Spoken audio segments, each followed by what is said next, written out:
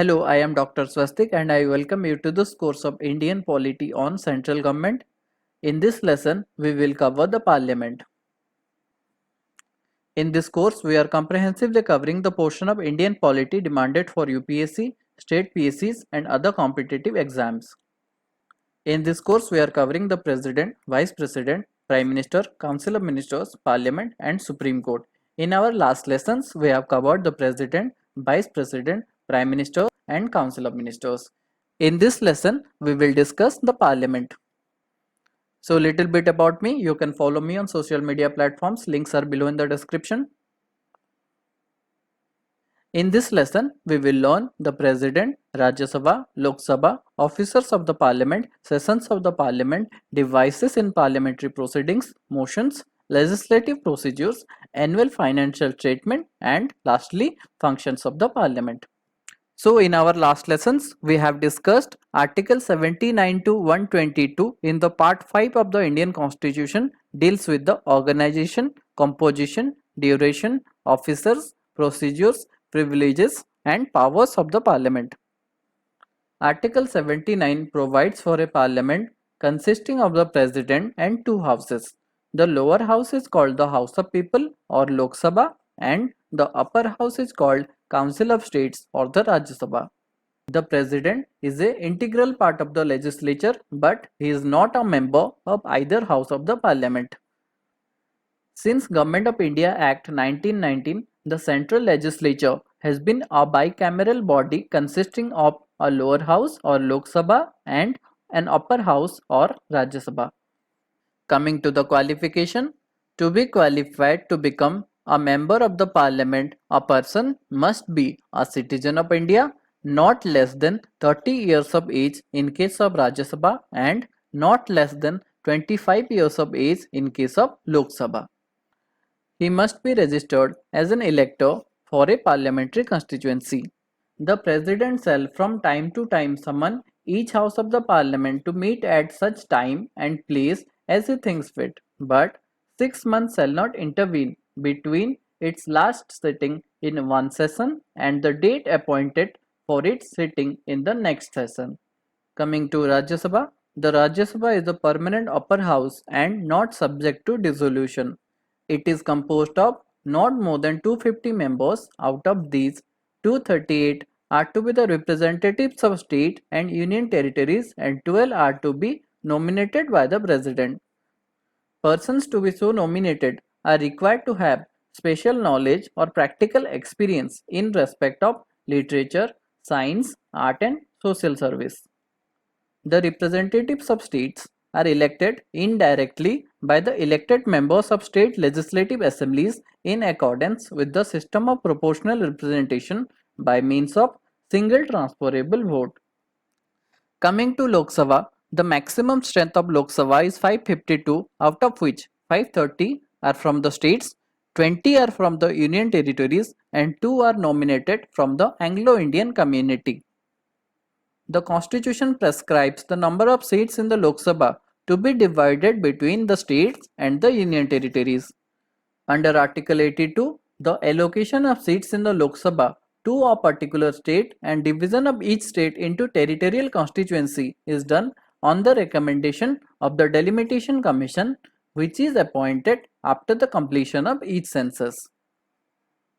By 87th Constitutional Amendment of 2003, the allocation of seats to a state shall remain frozen till 2026. And the division of states into territorial constituencies shall be done on the basis of the census figures of the 2001 census. Now coming to the officers of the Parliament. The House of People or Lok Sabha is presided over by the Speaker, who is elected by the House from among its own members. He presides over the meetings of the House. He adjourns the House or suspends its meeting if there is no quorum. Article 94 Clause C provides for the removal of Speaker by a resolution of the House passed by a majority of all the then members of the House. The Deputy Speaker presides over the House in absence of the Speaker. He is elected in the same manner in which the Speaker is elected by the House. He can be removed from his office also in the same manner. When the deputy speaker sits in the seat of the speaker, he has all the powers of the speaker and can perform all his functions. He has a special privilege when he is appointed as a member of a parliamentary committee. He automatically becomes its chairman. By virtue of the office that he holds, he has a right to be present at any meeting of any committee if he so chooses and can preside over its deliberations. His rulings are generally final in any case, but the Speaker may give guidance in the interest of uniformity in practice. Whenever the Deputy Speaker is in doubt, he reserves the matter for the ruling of the Speaker. The Vice President of India is the ex officio chairman of the Council of States. As the presiding officer of the Rajya Sabha, his functions and powers are same as those of the Speaker. He is, however, not a member of the House. In the absence of the chairman, the council is presided over by the deputy chairman. He is a member of the House and elected by the members of the House. When the deputy chairman ceases to be a member of the council, he automatically vacates the office. He can resign from his office by writing to the chairman. The deputy chairman is empowered to discharge all the functions and to perform all the duties of the office of the chairman whenever the chairman's office is vacant or when the vice president is acting as the president. He may be removed from his office by a resolution passed by a majority of all the members of the council. Coming to leader of the house, under the rules of Lok Sabha, the leader of the house means Prime Minister if he is a member of the Lok Sabha, or a minister who is a member of Lok Sabha and is nominated by the Prime Minister to perform his function as the leader of the house. Also, there is a leader of house in Rajya Sabha. He is a minister and member of Rajya Sabha and nominated by the Prime Minister to perform the function of leader of the house. Coming to leader of opposition, in each house of the parliament, there is a leader of opposition. The leader of largest opposition party having not less than 1/10 seat of the total strength of the house is recognized as the leader of opposition in that house. In parliamentary system of government, the leader of opposition has a significant role to play. His main functions are to provide constructive criticism of policies of the government and to provide an alternative government. The leader of opposition in Lok Sabha and Rajya Sabha were accorded statutory recognition in 1977. They are also entitled to the salary, allowances and other facilities equivalent to that of a cabinet minister. In 1969, an official leader of opposition was recognized for the first time. The offices of the leader of the house and the leader of opposition are not mentioned in the Constitution of India, but they are mentioned in the rules of the house and parliamentary statute respectively. The office of whip, on the other hand, is mentioned neither in the Constitution of India nor in the rules of the house nor in a parliamentary statute. The office of whip is based on the convention of the parliamentary government. Every political party, whether ruling or opposition, has its own whip in the parliament. The whip is appointed by the political party to serve as an assistant floor leader. He is charged with the responsibility of ensuring the attendance of his party members in large numbers and securing their support in favor of or against a particular issue. He regulates and monitors their behavior in the parliament. The members are supposed to follow the directives given by the whip, otherwise disciplinary action can be taken. Coming to sessions of the parliament, a session of the Indian Parliament is the time period during which the House meets almost every day continuously to transact business. There are usually 3 sessions in a year: the budget session, February to May, monsoon session, July to September, and winter session, November to December. So, what is summoning? Summoning is the process of calling all members of the parliament to meet. It is the duty of the Indian President to summon each House of the Parliament from time to time. The maximum gap between two sessions of the Parliament cannot be more than 6 months. In other words, the Parliament should meet at least twice a year. What is adjournment? An adjournment suspends the work in a sitting for a specified time, which may be hours, days, or weeks. In this case, the time of reassembly is specified. An adjournment only terminates a sitting, not a session of the House. The power of adjournment lies with the presiding officer of the House. Now, what is adjournment sine? Adjournment sine means terminating a sitting of the Parliament for an indefinite period. In other words, when the House is adjourned without naming a day for reassembly, it is called adjournment sine. The power of adjournment sine also lies with the presiding officer of the House. Prorogation. Prorogation means termination of a session of the House by an order made by the President under Article 85, Clause 2, Subclause A of the Constitution. Prorogation terminates both the sitting and session of the House. Usually, within a few days after the House is adjourned sine by the presiding officer, the President issues a notification for the prorogation of the session. However, the President can also prorogue the House while in session. Coming to dissolution, the Rajya Sabha, being a permanent house, is not subject to dissolution. Only the Lok Sabha is subject to dissolution. The dissolution of the Lok Sabha may take place in either two ways: automatic dissolution on the expiry of its tenure or 5 years, or the terms as extended during a national emergency. Order of the President. If the President is authorized by the Council of Ministers, he can dissolve the Lok Sabha even before the end of the term. The President may also dissolve the Lok Sabha if the Council of Ministers loses confidence and no party is able to form the government. Once the Lok Sabha is dissolved before the completion of its normal tenure, the dissolution is irrevocable. When Lok Sabha is dissolved, all business including bills, motions, resolutions, notices, petitions, and so on pending before it or its committees lapse. So what is quorum? It is the minimum number of members whose presence is essential to transact the business of the House. Article 100, Clause 3 provides the quorum of either House shall be 1/10 of the total members of the House. Coming to the devices of parliamentary proceedings, the question hour. The day's business normally begins with the question hour, during which questions asked by the members are answered by the minister. Three types of questions can be asked: starred question, unstarred question, and short notice question. So, starred question. This is the question for which an oral answer is required to be given by the minister on the floor of the House.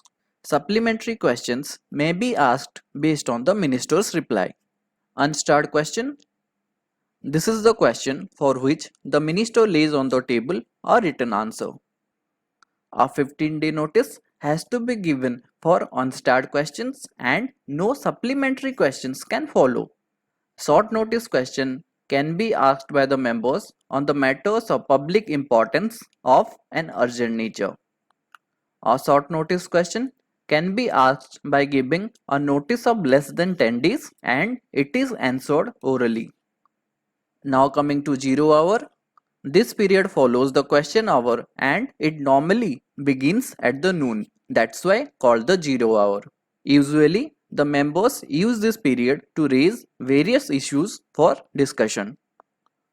Please note, unlike question hour, the 0 hour is not mentioned in the rules of procedure, so it's an Indian innovation in the field of parliamentary procedures.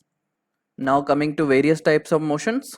The closer motion. This motion is moved by a member to cut short the debate on a matter before the House. If the motion is approved, the debate is stopped forthwith and the matter is put to vote. Closure can be of four types: simple closure, closure by compartment, kangaroo closure, and guillotine. In simple closure, matters having been sufficiently discussed are put to vote. Closure by compartment: the clauses of bill or a lengthy resolution are grouped together in parts and put to vote. Kangaroo closure: only important clauses are taken for debate and intervening clauses are skipped and taken as passed. Guillotine: the undiscussed clauses of a bill are put to vote along with the discussed clauses due to want of time. Privilege motion: the privilege motion is moved by a member if he feels that a minister has committed a breach of privilege of the House or of anyone or more of its members by withholding the facts of a case or by giving distorted version of facts. The purpose of the privilege motion is to censure the concerned minister. Calling attention motion: with the prior permission of the speaker, a member may call the attention of a minister to any matter of urgent public importance. The minister may make a brief statement regarding the matter or ask for time to make a statement.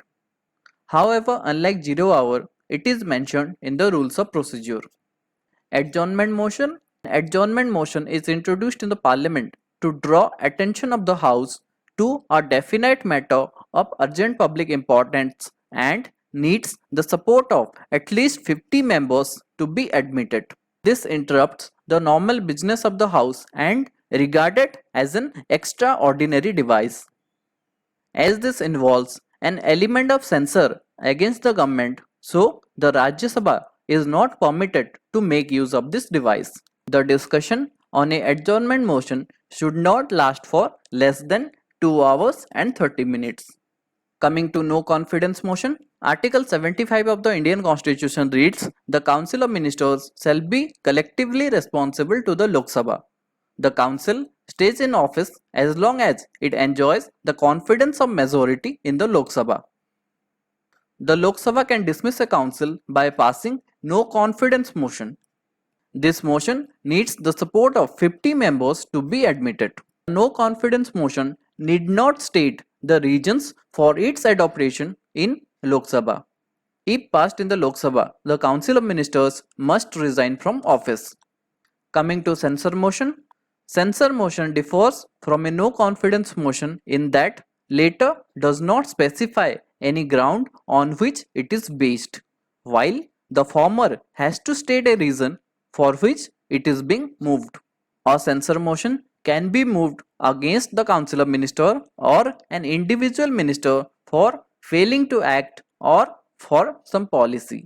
Reasons for censure must be precisely enumerated.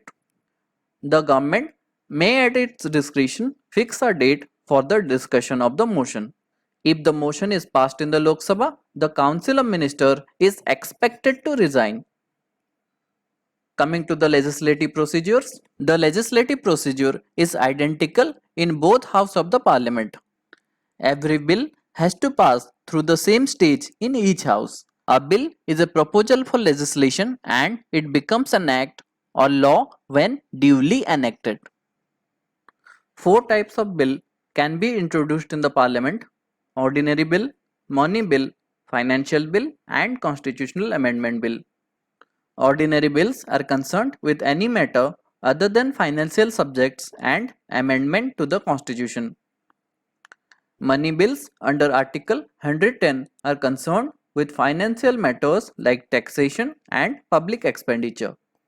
Financial bill under Article 117 are concerned with financial matters but different from money bills. Constitution amendment bills are concerned with the amendment of the provisions of the Constitution. So coming to ordinary bill, a bill other than money bill or financial bill is called ordinary bill. Ordinary bill may originate in either house of the parliament. When passed by both houses of the parliament and signed by the president, it becomes a law. An ordinary bill may be introduced either by a minister or by any other member. When a bill is introduced by a member other than a minister, then it is called a private member's bill. For private member's bill, the prescribed period of notice is 1 month, but for its introduction by ministers, notice is not required. An ordinary bill passes through 3 stages in the originating house. First reading: on the day on which any of the above motion is made, the principles of the bill and its provisions may be discussed. Generally, at this stage, no amendments to the bill may be moved. This is called the first reading. Second reading or clause by clause consideration. After the first reading is over, the bill is referred to a select committee or a joint select committee. When a motion for referring the bill to a committee is carried, the committee considers the bill clause by clause and suggests omission, insertion and addition to the bill. When the report of the committee is presented to the House, the bill is taken up for consideration of the House. After the bill has taken into consideration, the House takes up clause by clause consideration of the bill. At this stage, amendment to the clauses of the bill is admitted. This is called the second reading of the bill. Third reading or passing of the bill. After the second reading, the bill is ready for voting. This is called the third reading. Consideration in the second house. When a bill is passed by one house, it is transmitted to the other house for concurrence. In the second house, the bill passes through all the stages except the introduction. The second house may pass the bill without amendment or with amendment. If the originating house accepts the bill as amended by the second house, it is presented to the President for assent. If the originating house does not concur in the amendment and disagreement is final, the President may summon a joint sitting to resolve the deadlock under Article 108. The joint session is presided by the Speaker of Lok Sabha, and due to its numerical majority, the Lok Sabha has an upper hand during the joint session. Once a bill has been duly passed by both houses, it is sent to the President for his assent. Now, the President can give his assent, withhold his assent, or return the bill to the Parliament for reconsideration. If the bill is again passed by both houses with or without amendment as suggested by the President and is presented to the President again, he is obliged to give his assent under Article 111. Now coming to money bill.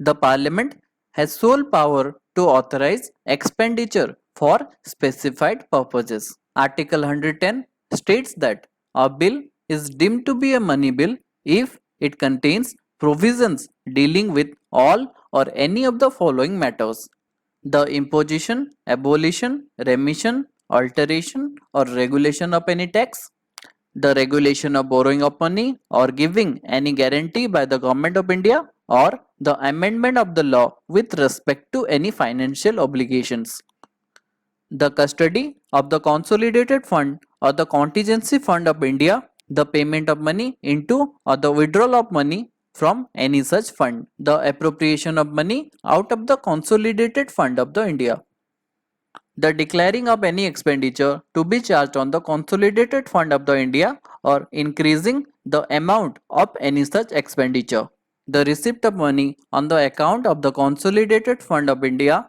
or the public accounts of India, or the custody or issue of such money or the audit of the accounts of the union or of a state. Whether a bill is money bill or not, it is decided by the Speaker. This shall not be open to question either in a court of law or in either house or even by the President. Under Article 110, Clause 3, it is specified that if any question arises whether a bill is money bill or not, the decision of the Speaker shall be final. Whenever a money bill is transmitted to Rajya Sabha and when it is presented to the President, a certificate by the Speaker that it is a money bill is required to be given. A money bill can be introduced only in the Lok Sabha, not in the Rajya Sabha. A money bill can be introduced only on the prior recommendation of the President.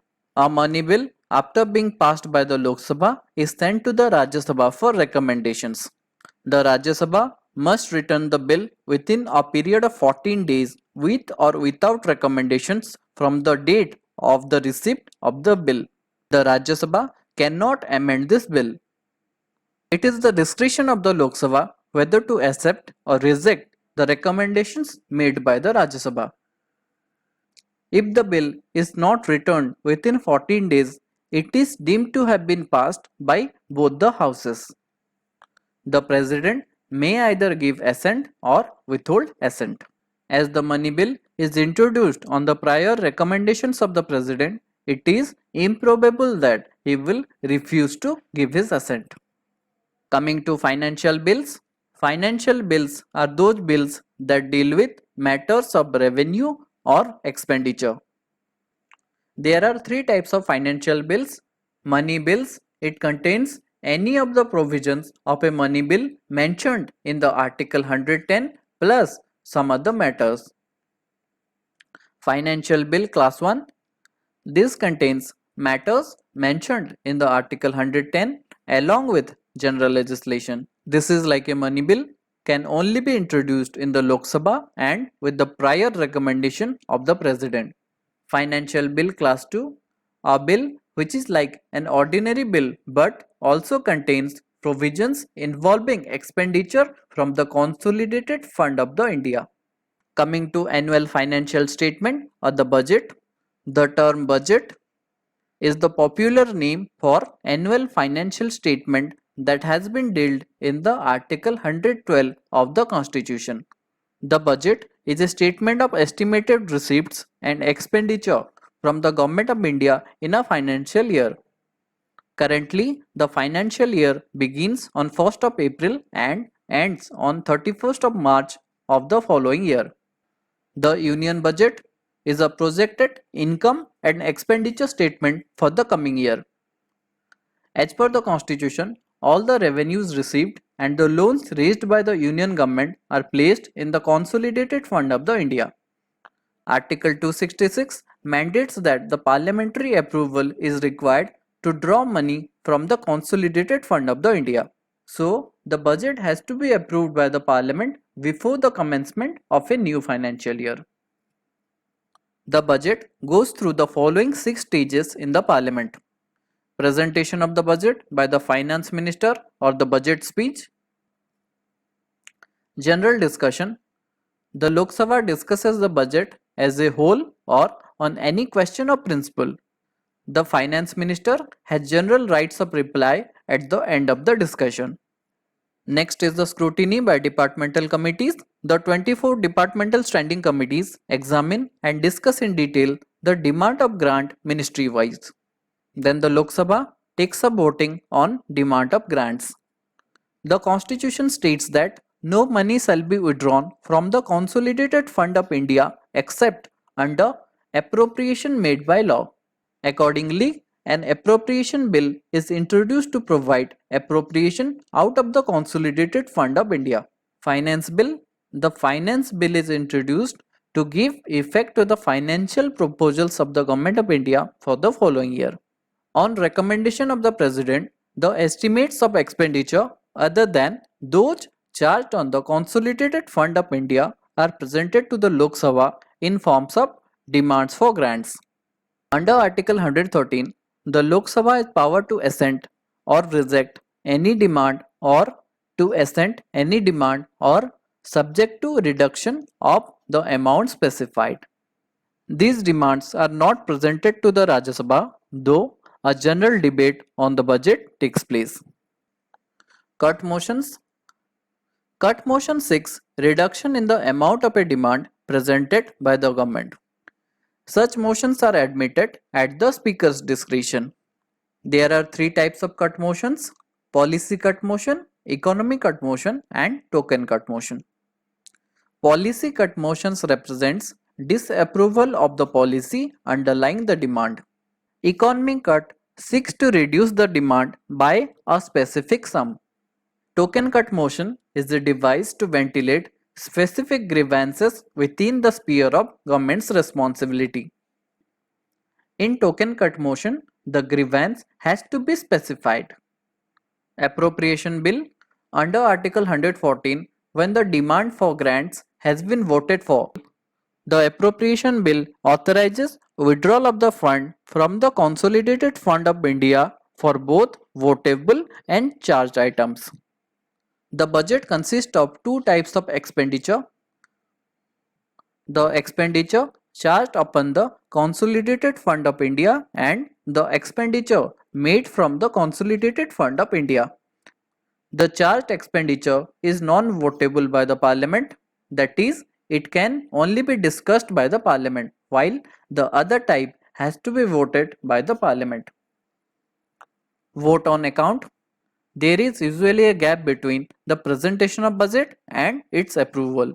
So the vote on account enables the government to withdraw some amount from the Consolidated Fund of India to meet expenses during the intervening period. The government obtains vote of the Lok Sabha to withdraw money for the government's day-to-day functions until the budget is passed.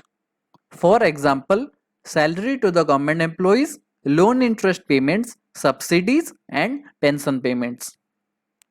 Coming to the functions of the Parliament, lawmaking function. Providing a cabinet, it is the Parliament which provides the cabinet. No person can continue to be a minister for more than 6 months until he is a member of either house of the Parliament. Control over cabinet. It is one of the most important functions and duties of the Lok Sabha to ensure that the ministry remains in power only as long as it has the majority support in the House as specified in the Article 75, Clause 3 of the Constitution. Daily answerability. In the parliamentary system of government, the minister have to answer the questions, reply to calling attention motions, move legislation and justify government's action in both houses of the parliament. Financial control. It is an important function of the parliament to exercise financial control over the government. The parliament also monitors spending of the government money through its own committee called Public Accounts Committee. The Parliament is the single largest platform for discussions of all important national and public issues. So that's all for this lesson. Thank you and have a nice day.